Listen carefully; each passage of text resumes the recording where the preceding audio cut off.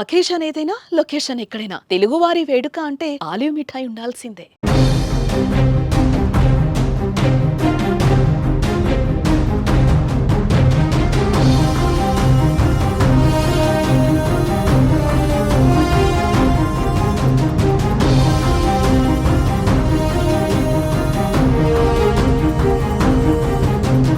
Operation Sindoor తర్వాత ప్రపంచ వేదికలపైన China గురించి మాత్రమే ఇప్పుడు చర్చ జరుగుతోంది. ఎందుకంటే చైనా పాకిస్తాన్కి ఇచ్చిన ఆయుధాలు అట్టర్ ఫ్లాప్ అయ్యాయనేది ఈ చర్చకి ప్రధాన కారణం. చైనా నుంచి ఆయుధాలని కొనుగోలు చేస్తున్న దేశాలన్నీ పాకిస్తాన్ పైన ఆపరేషన్ సింధూర్ జరిగిన తర్వాత పునరాలోచనలో పడ్డట్టు తెలుస్తోంది. చైనా నుంచి ఏ ఆయుధం కొనుగోలు చేసినా అది పెద్దగా పనిచేయదని, దీపావళి టపాసులాగా పేలిపోతాయని ప్రపంచ దేశాలు ఆలోచిస్తున్నట్టు తెలుస్తుంది. ఈ మాటలు అంటున్నది నేను కాదు. అమెరికాలో ఉన్న మోడర్న్ వార్ ఇన్స్టిట్యూట్లో advanced wars fair studies chairman Spencer అనే వ్యక్తి ఈ మాటలు చెప్తున్నారు. జాన్ స్పెన్సర్ ఈయన ప్రపంచ దేశాల్లో యుద్ధాలు జరిగిన తీరు, యుద్ధాల్లో వినియోగించిన ఆయుధాలు, అవి పనిచేసిన తీరు పైన స్టడీ చేస్తారు. ఈ తాజాగా ఆపరేషన్ సింధూర్ పైన ఈయన స్టడీ చేశారు. మే 7వ తేదీన భారత త్రివిధ దళాలు పాకిస్తాన్ భూభాగంలోకి వెళ్ళి అక్కడ ఉగ్రవాదులపై దాడి చేసిన తీరు, ఉగ్రవాద స్థావరాలపై దాడి చేసిన తీరు, ఆ తర్వాత మే 10వ తేదీన పాకిస్తాన్ భూభాగంలో ఉన్న 9 నగరాల్లో 90 నిమిషాల్లో 11 ఎయిర్ బేస్లని ధ్వంసం చేసిన తీరుపైన ఆయన స్టడీ చేశారు. ఈ స్టడీ పైన ఆయన ఒక ఖచ్చితమైన అభిప్రాయాన్ని వ్యక్తం చేశారు. ఆ అభిప్రాయంలో చాలా స్పష్టంగా చెప్పారు, భారత బ్రహ్మోస్ క్షిపణి ముందు చైనా టెక్నాలజీ నిలబడలేకుండా పోయింది, కుప్పకూలిపోయిందని చెప్పారు. ఎందుకంటే దీనికి 2 సాక్ష్యాలని చెబుతున్నారు స్పెన్సర్స్.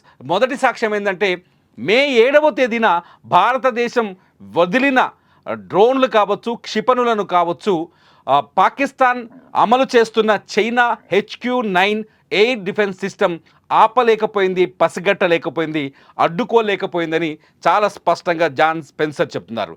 అంతేకాదు, ఒకవేళ యుద్ధం ఆపరేషన్ సింధూర్ తర్వాత కూడా పాకిస్తాన్లో ఉన్న ఎయిర్ బేస్ల పైన దాడి జరిగింది కదా మే 10వ తేదీన కూడా చైనా రాడార్ సిస్టమ్ పాకిస్తాన్కి ఆకాశం నుంచి కానీ లేకపోతే మిసైల్స్ నుంచి కానీ రక్షణ కల్పించేందుకు చైనా ఏర్పాటు చేసుకున్న ఎయిర్ డిఫెన్స్ సిస్టమ్ ఆ దేశాన్ని కాపాడలేకపోయిందని చాలా స్పష్టంగా చెప్పారు. భారతదేశం తయారు చేసిన బ్రహ్మోస్ క్షిపణిని ఎదుర్కోవడం పాకిస్తాన్ వల్ల కాదు అని, ఇటు చైనా వల్ల కూడా కాకపోవచ్చని జాన్ స్పెన్సర్ తన అభిప్రాయంలో వ్యక్తం చేశారు. ఎందుకంటే పాకిస్తాన్లో మే 10వ తేదీన జరిగిన 9 నగరాల్లో జరిగిన 11 ఎయిర్ బేస్ల విధ్వంసం పూర్తిగా బ్రహ్మోస్ ద్వారానే జరిగింది. బ్రహ్మోస్ క్షిపణియే ఈ దాడులకు వాడారు. ఈ క్షిపణినే ఈ బ్రహ్మోస్ క్షిపణి పాకిస్తాన్ దగ్గర ఉన్న యాంటీ ఎయిర్ డిఫెన్స్ సిస్టమ్ బ్రహ్మోస్ని పసిగట్టి ఆపలేకపోయాయని చాలా స్పష్టంగా చెప్పారు.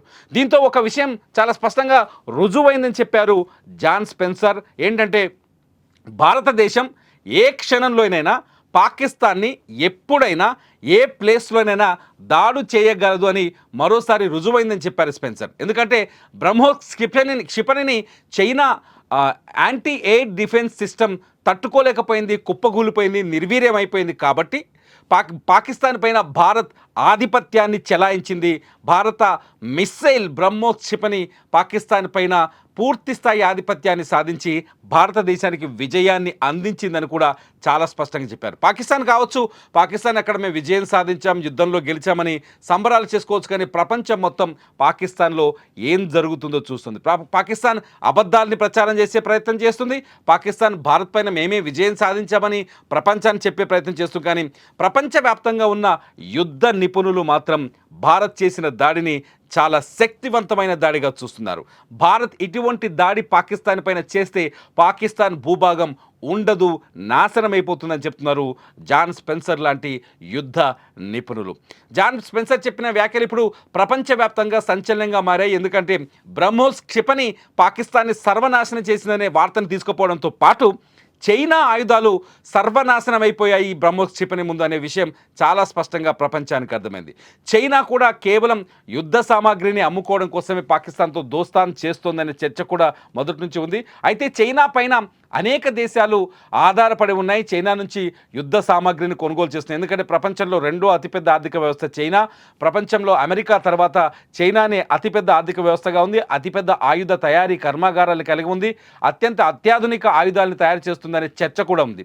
అటువంటి చైనా ఆయుధాలు మన దీపావళి టపాసుల్లా పేలిపోతున్నాయి, లేకపోతే తోక టపాసుల్లా నేల కూలిపోతున్నాయనే చర్చకు జాన్ స్పెన్సర్ తీసుకొచ్చిన వాదన, ఆయన పరిశోధన దారి తీసినట్టయింది. జాన్ స్పెన్సర్ చెప్పిన మాటలు ఇప్పుడు చైనా నుంచి ఆయుధాలు కొనుగోలు చేస్తున్న మిగతా దేశాలకు కూడా వెన్నులో వణుకు పుట్టిస్తుంది. చైనా ఆయుధాలని కావచ్చు, చైనా ఎయిర్ డిఫెన్స్ సిస్టమ్ కావచ్చు, భారతదేశం తయారు చేసిన బ్రహ్మోస్ క్షిపణిని అడ్డుకోలేవనేది ఇప్పుడు అతిపెద్ద ప్రశ్నగా మారుతుంది. ఈ చైనా తయారు చేసిన ఈ HQ-9 ఎయిర్ డిఫెన్స్ సిస్టమ్ని రష్యా తయారు చేసిన S-300తోని స్ఫూర్తిగా తీసుకొని తయారు చేశారు. కానీ దాన్ని కాపీ కొట్టడంలో కూడా చైనా విఫలమైంది. చాలాసార్లు మనం అనుకుంటాం చైనాకు సంబంధించిన ఓడలు హిందూ మహాసముద్రంలో భారత్కు దగ్గరగా ఎందుకు పర్యటిస్తాయంటే భారతదేశం కొత్త మిస్సైల్ని కనిపెట్టి దాన్ని ప్రయోగించిన తర్వాత దాన్ని కాపీ కొట్టడానికి చైనా ప్రయత్నిస్తోందని చెప్పేసి. అంతేకాదు చైనా ఆయుధాన్ని కాపీ కొట్టడానికి అమెరికా కూడా ప్రయత్నిస్తున్న చర్చ జరుగుతుంటుంది. ఈ అన్నిటి నేపథ్యంలో చైనా ఆయుధాలు అట్టర్ ఫ్లాప్ అయ్యాయి. చైనాతో యుద్ధం వస్తే కూడా పెద్దగా బ్రహ్మోస్ క్షిపణిని చైనా కూడా ఎదుర్కోలేని స్థితి ఉంటుందనే భావనను జాన్ స్పెన్సర్ మాటలతో మరోసారి ప్రపంచానికి రుజువు చేసినట్టయింది. ఫైనల్గా ఇక్కడ మనం అర్థం చేసుకోవాల్సిందంటే జాన్ స్పెన్సర్ ఇంకో విషయాన్ని కూడా చాలా స్పష్టంగా చెప్పారు. భారతదేశం చేసిన దాడిని, ఏదైతే పహల్గామ్ దాడి తర్వాత ఉగ్రవాదుల్ని ఏరివేసేందుకు భారత్ మే 7వ తేదీన, అంటే మే 6వ తేదీ రాత్రి, మే 7వ తేదీ తెల్లవారుజాము సరికి ఎక్కడైతే 9 చోట్ల దాడులకు పాల్పడిందో, 9 చోట్ల ఉగ్రవాద స్థావరాన్ని ధ్వంసం చేసిందో, ఆ ఉగ్రవాద స్థావరాలతో పాటు మే 10వ తేదీన పాక్ మళ్ళీ ఎదురుదాడికి దిగిన తర్వాత మే 10వ తేదీన భారత వైమానిక దళం పాకిస్తాన్ భూభాగంలోకి పరిగెత్తుకుంటూ వెళ్ళి వాళ్ళ చైనా రాడార్ వ్యవస్థని, అంటే చైనా అందించిన రాడార్ వ్యవస్థ, పాకిస్తాన్ దగ్గర సొంత రాడార్ వ్యవస్థ లేదు, చైనా అందించిన రాడార్ వ్యవస్థను కూడా భారత వైమానిక దళం బ్రహ్మోస్ క్షిపణుల ద్వారా ధ్వంసం చేసి రావడం, ఇదంతా పాకిస్తాన్కి తీవ్రమైన నష్టాన్ని కూడా కలిగించిందని చెప్పేసి జాన్ స్పెన్సర్ చాలా స్పష్టంగా చెప్పారు. పాకిస్తాన్ ఇప్పుడు జరిగిన దాడి నుంచి కోలుకోవడానికి చాలా రోజుల సమయం పడుతుందని జాన్ స్పెన్సర్ ఒక అంచనాకు వచ్చారు. మొత్తానికి అమెరికాలో ఉన్న ఈ యుద్ధ నిపుణుడు తన పరిశోధన ద్వారా ప్రపంచానికి మరో నిజాన్ని చెప్పినట్లయింది. ఒకటి, భారత్ పాకిస్తాన్పై యుద్ధ విజయం సాధించి గర్వంగా తన తలెత్తుకొని నిలబడిందని, రెండోది వచ్చేసి చైనా ఆయుధాలు అట్టర్ ఫ్లాప్ అయ్యాయని, మూడోది వచ్చేసి పాకిస్తాన్ తీవ్ర నష్టాల్లో ఉందని. నిజంగా జాన్ స్పెన్సర్ మాటల్ని మీకు నమ్మకం కలిగిస్తున్నాయా, లేకపోతే మీరు పాత భ్రమల్లోనే ఉన్నారా?